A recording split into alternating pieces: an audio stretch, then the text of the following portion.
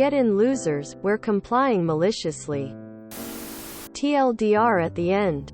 We all do stupid stuff in our 20s. Well, for me, it was moving into a shoddy apartment with my fellow mental health risk friend. We were both well aware that we may have to break lease at some point. So we found an apartment that was just barely within price range and had the option to break the lease early. It was okay at first. There was linoleum peeling up in the bathroom. And if we didn't wipe down the windowsills and particularly the far corner ceiling of my bedroom, then we would get mold. But this is Oregon. And as a food stamp family, as I was called in school, I am familiar with mold. No biggie. Then our washer, which we were paying an extra $100 a month to have in our unit, started leaking. We put in a maintenance request and tack on the peeling linoleum as well. Since they'd already be in our unit to fix the washer, they patched up the washer and did a half-assed job repairing the patch of linoleum. A month later, the linoleum, since they had not actually fixed the underlying problem of the peeling linoleum, it had come up again. The corner sliced my foot open, and the bathroom sink, washer and dishwasher all had problems of one kind or another. They came in again, said that if we wanted them to fix that patch again, it would cost $450 to replace the whole floor. The patch was like a 2-foot square, so that just never got repaired. 2 months. 3 hospital trips for my ex-roommate. A still broken dishwasher that was unusable. A leaky washer and a close call later. Roommate has POTS. Fell down the stairs. We put in a request for accommodation to be released to our respective parents on the grounds of mental and physical disability. They denied the request, simply offering to move us to a downstairs apartment. They don't want to let us out of this lease. Even though my roommate had attempted suicide twice and almost cracked her head on the stairs? Fine. Malicious compliance incoming. I went through the lease agreement to figure out how much it would be to break the lease. And I quote, fee to break this lease is $1.50. 1.5 times rent if left blank. Someone either messed up the paperwork or figured that no one would read it. So I put in a 30-day notice of intent to move out, with $1.50 worth of quarters in the envelope. Aftermath. They tried to tell us we couldn't move out because it is 1.5x rent, not $1.50. Threatened us with lawyers. Called their bluff. Suggested they reread the lease agreement they signed. Paid my half of the repairs and haven't heard from them in like 3 months. Still keeping all the emails and such in case I get a letter from a lawyer. Still have zero intention to pay that 1.5x rent. TLDR. Scummy apartment tried to bully low-income people out of money when they needed to break lease. Didn't proofread their own lease agreement before signing it. Gets 6 quarters instead of $2,438.79. Gotta love a typo. Oh man. We had the same thing happen to us. Also in Oregon. About 2 years ago. We were planning to buy a house but renewed our lease because we figured it would take some time. We read it every time. This particular property always messed something up. And found the $1.50. 1.5x rent if left blank. And went, gee, that is perfect. When we found a house and got a closing date, we gave our 30-day notice and they tried to bill us for 1.5 times rent. So my husband went down, lease in hand, and said no. Also handed them an envelope of quarters. Lol. They were like, this was clearly an error. We will take you to court. And my husband said, go for it. Any ambiguity tends to go for the one who didn't draft the contract. Which would be us. And they opted not to go to court for some reason. Eventually they told us they'd forget about it if we came in and signed an NDA. Turns out about 30% of their tenants in a 27-building property, 16 apartments per building, had the same typo and they didn't want us to spread word. We agreed. We had told our neighbors already anyway. Went in to sign it and the leasing office was like, "What are you talking about?" And the manager was suddenly unable to be found. So that NDA never got signed. We did try though. So yeah. Read your leases, folks.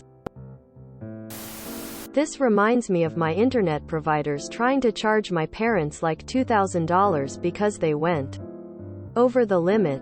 It was $2 per gig over and we did like 2 TB downloading games and movies. My parents asked for the signed contract to verify the overage charge was in there. They send it and we discovered that it actually says 0.002 cents per megabit. Not $0.002 per megabit. We ended up paying an additional $2 on the bill. But they made us sign a revised contract. Not sure how long ago this was, but reporting them to the city should light a fire under their ass. I am a property manager. And I never understand landlords, property management companies that bully or abuse their tenants. It's like they think that the real money is in current leases or something. IDK. I let all my tenants break leases early if they want. Rarely hold back security deposits. Keep my renewal inspections brief. And mostly leave them to their own devices. I love working with Section 8, impoverished placement, because it's a chance for me to help my community and people who I am well aware will have a hell of a time getting placed elsewhere. I am sorry you had such a shitty experience. We aren't all like this. Come up to Seattle. I can get you placed lickety-split. Fuck everything about that slumlord. That unit should be illegal to rent. Glad their paperwork was just as slovenly. Keep an eye on your credit. Or double check that you're not being sent to collections. TL. Dr. Old apartment complex tried to make me pay for repairs I didn't know happened. The debt followed me for years after. And ruined my credit for the better part of a decade. When I moved out of my first apartment, they sent me a bill for having to repaint and replace the carpet. Like most apartment complexes, everyone lost their deposits for various reasons the management invented. I was a meticulously clean tenant. There was no way they actually had to do either of these repairs. The kicker. They sent the bill, invoice to my address in their complex. The address I had vacated months earlier. I never got the invoice because they didn't forward it to my new address. No one tried to contact me about an outstanding balance. As I understand, they usually don't. It's up to you to sort out your own debts. It just went to collections. And dinged the shit out of my credit score. When I went to apply for an auto loan some years later, there was this huge multi-$1,000 penalty against me. When I followed up on it, I learned what the apartment complex had done. Beyond all that, they were still adding interest to the balance. Almost 4 years after I moved out. This kind of stuff usually affects your credit for 6 to 7 years after it happens. So the damage to my credit was still following me. And the balance would be outstanding until the end of time. This place had probably turned the over apartment half a dozen times. And, under new management, twice since I left. The then current management at the time was very easy to work with. Even though the few pieces of associated paperwork took ages to locate. I still had some records but nothing documenting the amount owed. Or its initial due date. Eventually, they let it all go. My then wife and I eventually got our credit cleaned up. And this issue was completely resolved. The lack of documentation on their part and the fact that it had been so long. It all kinda just went away. I had to get a co-signer on the car I was trying to buy. But it all worked out eventually. I took over the loan a couple years later. I drove that car till the wheels fell off. In fact, I took that car to the junkyard last year and got $250 for it. So all that's left of this whole ordeal is memories. Moral of the story: make sure you're in the clear when you move out of a rental property. Even a month or so after. Double check that your accounts aren't outstanding. I still have a massive suspicion what they were trying to do was way outside the law. But they had me believing I was gonna be making payments on the debt for the rest of my life. What if the malicious compliance was the person typing out the agreement? You should spend a few minutes and find out who to register an official complaint to in Oregon. Should have let them fix everything, then still moved out owing them only $1.50. You paid $100 per mo for a dishwasher. What? Half the repairs? Unless you damage things, you owe nothing for repairs.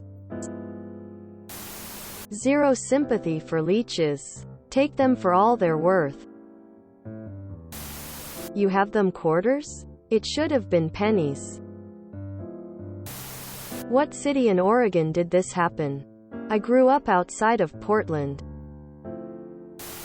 In many places, the landlord is on the hook for repairing normal wear and tear, e.g. linoleum that's been in use for 15 years. Some states even have case law determining the time in years of normal wear and tear replacement versus tenants being hard on it. I'd have paid it in nickels, because then you're also giving them 30 silver pieces. Your quote has been left open-ended.